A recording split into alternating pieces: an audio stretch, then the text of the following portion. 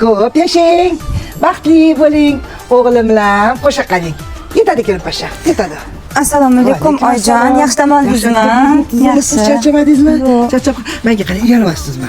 Bundan buyog'igacha uyamni, men sizni kelin qilib tushirganimdan, men sizni qizimdek qabul qilganman. O'rgili. Oyijon, rahmat. Oxirgi shunaqa bo'lsa chiqar. Yetti uxlab tushimga kirmagan hayotga tushib qoldimman. Oyijon, nima qilganingiz bu? Uxlab qolibsiz. Turing o'rningizdan. Yomon xafa bo'ldingizmi? Yo, oyijon, oyim sizdan battar uyg'otardilar.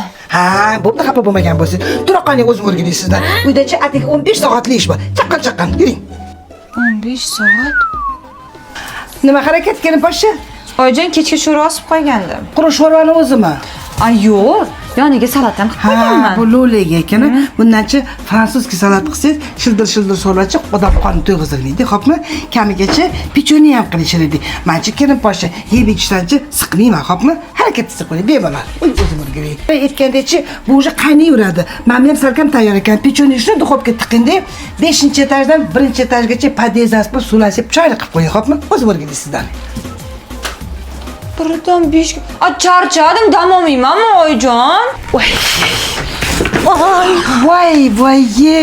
Voy, shoshqaloq, nima bu? Nima qilyapsiz? Kir yumoqchi edim. Nima bilan yumoqchi edingiz? Oddiy parashok. Qo'ying antiklaringizni. Menga qarang kelin poshsha, men sizga sovg'a olib keldim. Mangami? Sovg'am.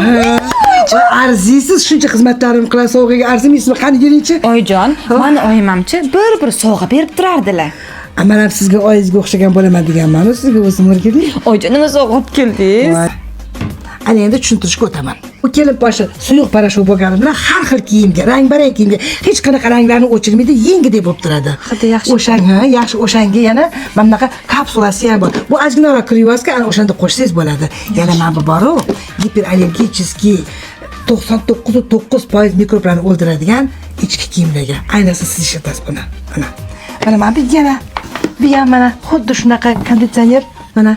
Bu ham shunaqa hid beradi. Ay, buni-chi, buni bilasizmi nimaga ishlatasiz? Buni ikkalamizdan kiyimlarni yuvganingizda, hopni ko'chada yuradi, atirlari hidi kelib turadi. Mana bunisi, hammom tualet yuvishga mana shunaqa hid aromatli bo'lib kelib turadi, hopmi? Mana sovg'alarim sizga o'rgilay. Oyijon, g'irt oyim bo'ldingiz, qoldingiz. Nega? Oyim ham senga sovg'am bordi, supurgi, latta, kir sovun berardilar. Yaxshi-ku.